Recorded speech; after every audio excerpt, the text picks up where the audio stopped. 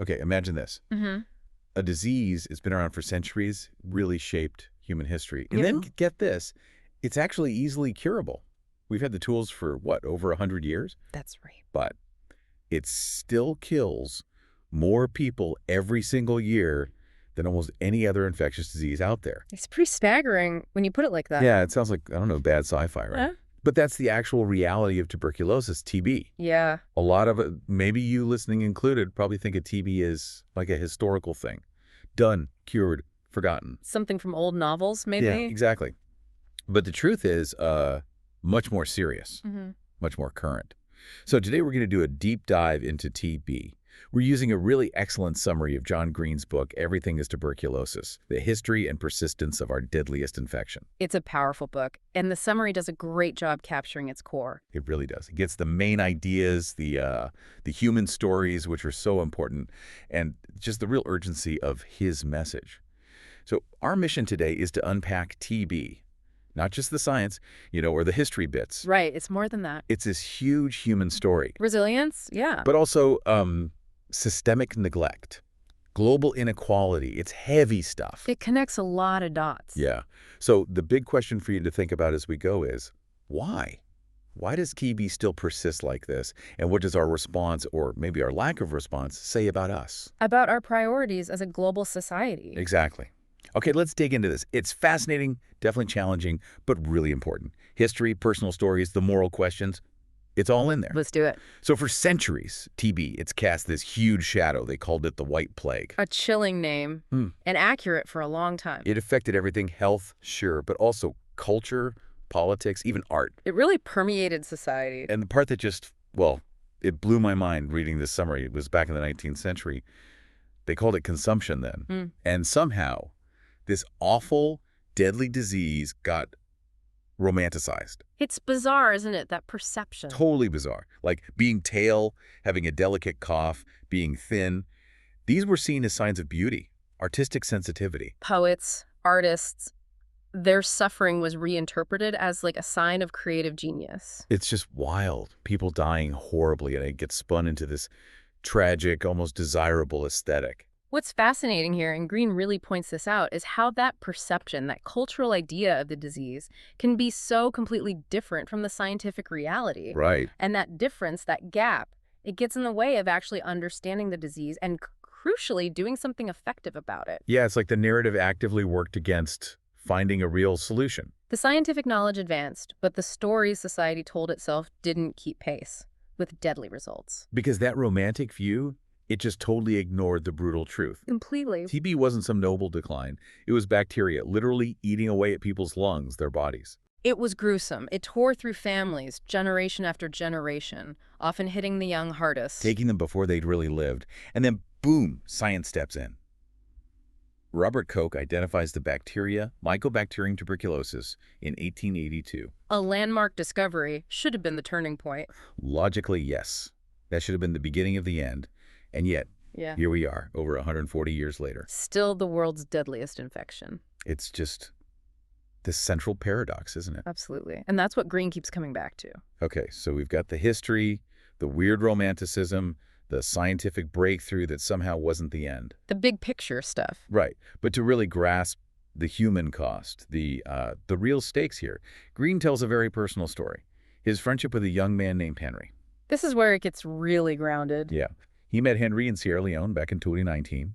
Henry was at Laka Government Hospital getting treated for TB. A tough place to be fighting such a tough disease. For sure. Yeah. But Green describes Henry as just radiating warmth, humor, resilience, even through all the pain and exhaustion. It puts a face to the statistics. Exactly. And Henry's story, it just slams home how grueling TB treatment actually is. It's not a walk in the park. No, not just like taking a few pills for a week. We're talking months, sometimes years of meds. Multiple drugs, often. And painful injections, plus these awful side effects, losing weight, no appetite, nausea. Even hearing loss from some of the drugs, they can be quite toxic. Just imagine enduring that for months on end. It really makes you understand the sheer effort involved in getting cured. It does. And Henry's experience, it also throws the global inequalities into such sharp relief. How so?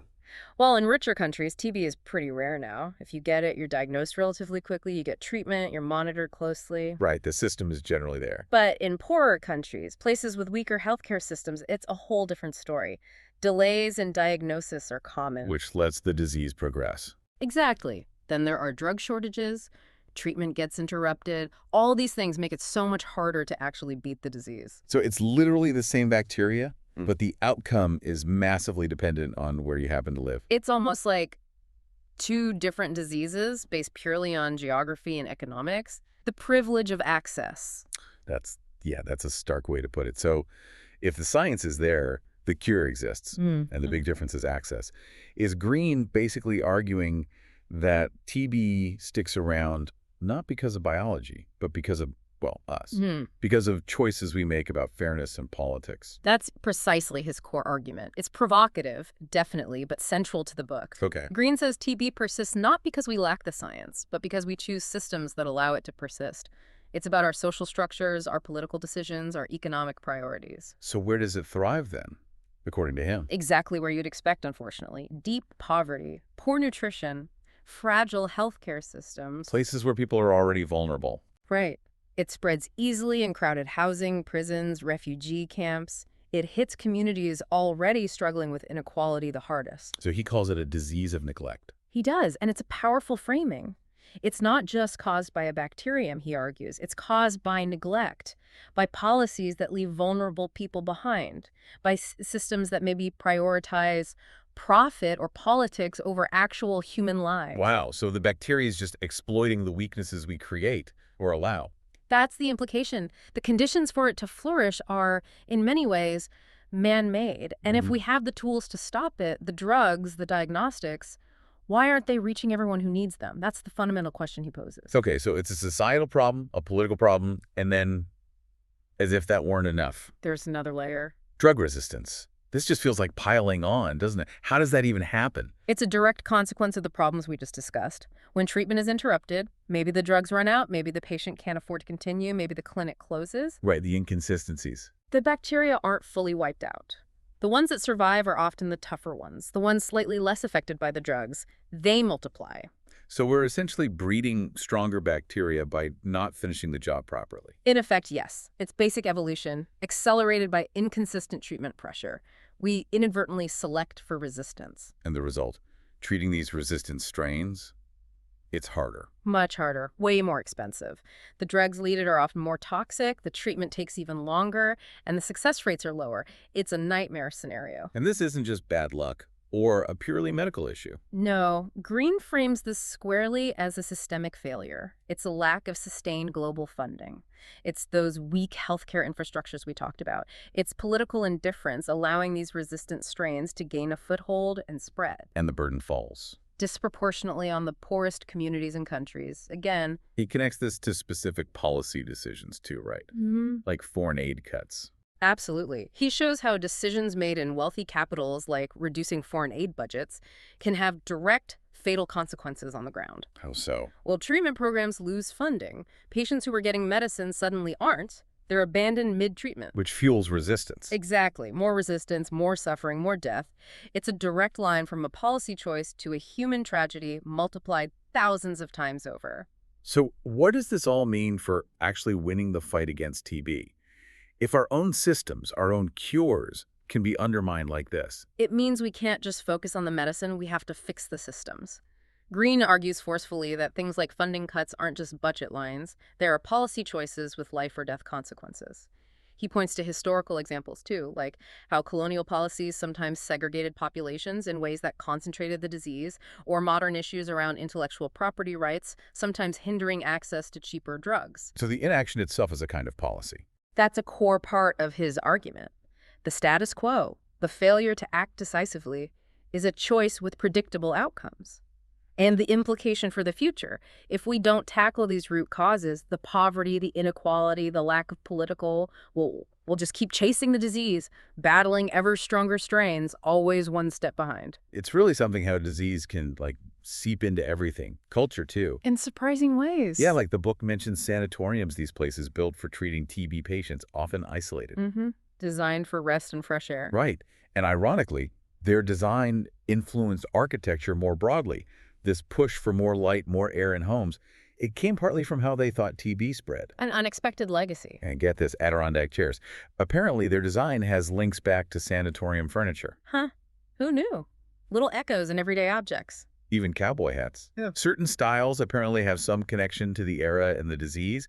It just shows how deeply embedded TB was. It really does. It shaped not just health, but aesthetics, design, even maybe political perceptions of strength or weakness. But there's a darker side to that cultural influence too, right?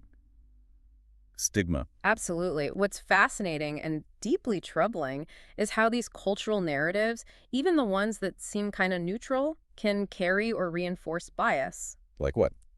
Well, colonial times saw these really harmful ideas emerge, suggesting TB was a disease of the civilized world, implying susceptibility was linked to refinement or something. That's twisted.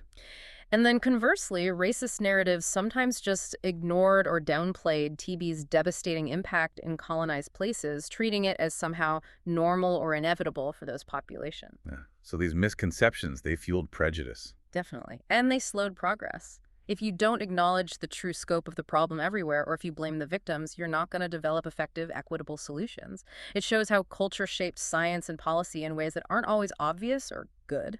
Which underlines that Green's book isn't just looking back. It's not just history. Not at all. It's very much a call to action. Part history, part memoir, part manifesto. He talks about progress, right? Mm-hmm. Examples where things have worked. Yes, he does. He highlights campaigns that successfully pushed pharmaceutical companies to lower the prices of essential TB drugs. So activism can work. It can. Grassroots movements bringing visibility to what's often called a silent crisis. Because while TB is definitely a scientific challenge... He argues it's just as much a human rights problem. Exactly. The right to health. The right to access life-saving treatment. And Green himself, using his platform. Yeah. That's part of the story too, isn't it? It really is. As a hugely popular author, a YouTuber, he's used that reach to educate, to raise awareness, to mobilize people. His audience, the nerd fighter? Yeah, mobilizing those communities. It's a powerful example of how individuals, especially when they organize collectively, can actually push for change. They can pressure governments, corporations, demand action. It really drives home that feeling of agency, that maybe things can change, even against a huge global problem like this. It counters the potential despair, I think. It shows that while the problem is systemic, the solutions often start with people demanding better. Okay, so wrapping all this together, the core message, the really uncomfortable truth at the heart of the book is what? It's that tuberculosis continues to kill millions, not because it's scientifically unstoppable, Right, we know how to beat it. but because we allow it to. As a global society, it's not inevitable. We have the diagnostics, we have the treatments, we know how to prevent spread. That's a heavy thought. We allow it. It is. And Green insists the world chooses this reality. Every clinic that goes underfunded, every patient who can't complete treatment, every budget line that gets cut. It's a choice. It's a choice. Huh. A choice that implicitly, or sometimes explicitly, values some lives less than others. So TB becomes like a mirror. Exactly. A mirror reflecting our own societal failures, our own inequalities, the gaps in our empathy and our systems. And that raises the really difficult question for you, the listener. What does it say about us, about our collective conscience, that a curable disease is still allowed to wreck so many lives? So as we finish this deep dive, it's clear. Everything is first. Tuberculosis is way more than a book about a bacterium. Much more. It's about us, humanity, justice, responsibility. It really forces you to face these hard truths, that diseases we can cure still kill millions. Essentially because the world decides somehow that their lives don't matter enough to make the necessary effort. A failure of will, not of science. Right. Through the history, the science, stories like Henry's, Green just keeps reminding us. Yeah. TB isn't just an infection, it's a test. A test of our collective conscience. The cure is there. The knowledge is there. The resources arguably are there if prioritized. The real question is the will there? That's the ultimate question the book leaves you with. And it prompts a final thought, maybe. If our choices, our priorities, are what really determine whether a curable disease like TB persists, what other big, seemingly curable problems, poverty maybe, or lack of access to education, clean water, are we also as a society choosing to allow?